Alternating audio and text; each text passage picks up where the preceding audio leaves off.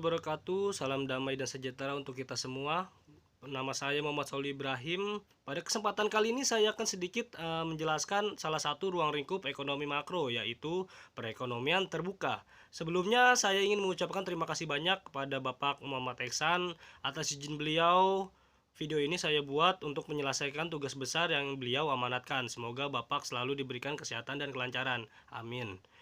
Seperti yang kita ketahui, ekonomi makro merupakan suatu cabang ilmu ekonomi yang mempelajari tentang kegiatan perekonomian secara menyeluruh dengan ruang lingkup yang lebih besar. Salah satunya adalah perekonomian terbuka.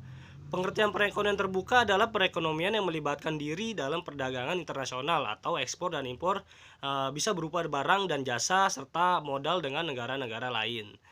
Sistem ini memberikan kesempatan bagi masyarakatnya untuk berinteraksi dalam bidang ekonomi dengan negara lain, baik itu dengan perseorangan, swasta, ataupun pemerintahan.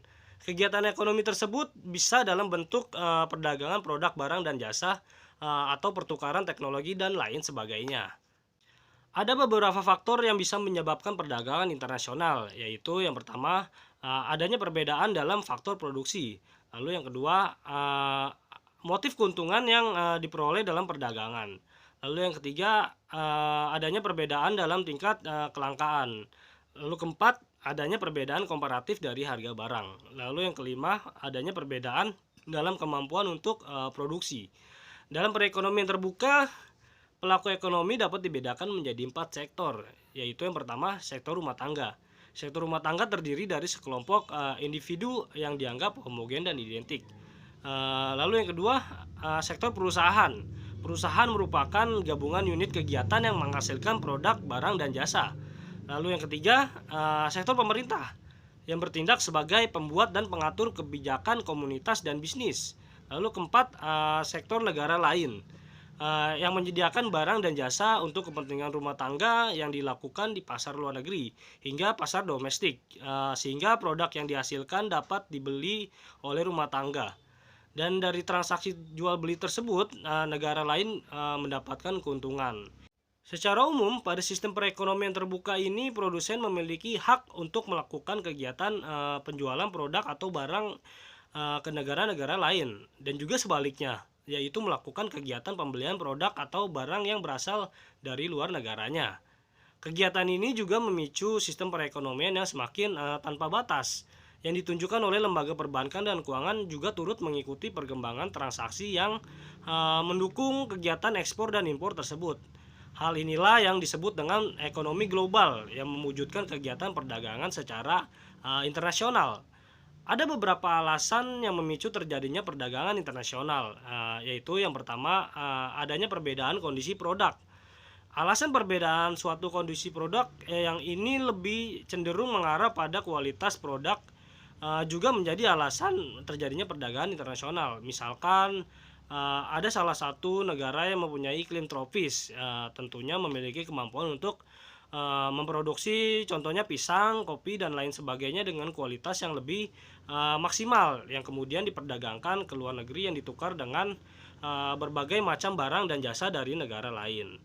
Lalu yang kedua, untuk menghemat biaya produksi. Hal ini juga menjadi alasan para produsen untuk melakukan perdagangan secara internasional.